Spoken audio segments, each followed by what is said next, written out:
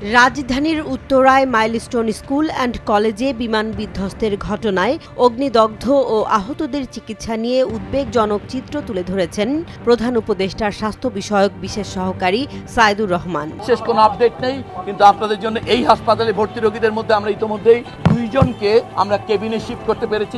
জাতীয় বার্ন ও plastic surgery ইনস্টিটিউটে আয়োজিত এক সংবাদ সম্মেলনে তিনি জানান, আগুনে পোড়া রোগীদের চিকিৎসার জন্য প্রায় 70 থেকে 80 ধরনের চিকিৎসা সরঞ্জামের প্রয়োজন হয়। বর্তমানে জাতীয় বার্ন ইনস্টিটিউটে যে পরিমাণ সরঞ্জাম রয়েছে তা দিয়ে মাত্র 72 ঘন্টা পর্যন্ত চিকিৎসা সেবা চালু রাখা সম্ভব। 70 থেকে 80 ধরনের ওষুধ সরঞ্জামাদির প্রয়োজন, যেগুলো সম্পূর্ণ ইনভেন্টরি করে এখানে সংগ্রহ করা আছে এবং আগামী 72 ঘন্টার জন্য আমাদের প্রস্তুতি আছে। মঙ্গলবার দুপুরের এই সংবাদ সম্মেলনে জানানো হয়, আজ মধ্যরাতে সিঙ্গাপুর থেকে একজন বিশেষজ্ঞ চিকিৎসক ও 2 জন নার্স ঢাকায় আসছেন।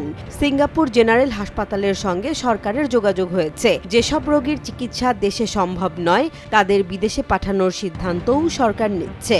যদি কোনো ধরনের নতুন কোন ডিভাইস এবং ওনারাও কিছু যন্ত্রপাতি নিয়ে আসবেন, তো যদি কোনো কিছুর প্রয়োজন পড়ে আমরা এই ব্যাপারে একদম সরকারের স্বাস্থ্য পরিবার কল্যাণ মন্ত্রণালয় নিশ্চিত করছে যে সকল ধরনের সরঞ্জাম, ঔষধ, ফ্লুইড অথবা অন্যান্য যা প্রয়োজন সেগুলো এই হাসপাতালে ব্যবস্থা করবে। সর্বশেষ তথ্য অনুযায়ী বিভিন্ন হাসপাতালে 69 জন চিকিৎসাধীন রয়েছেন।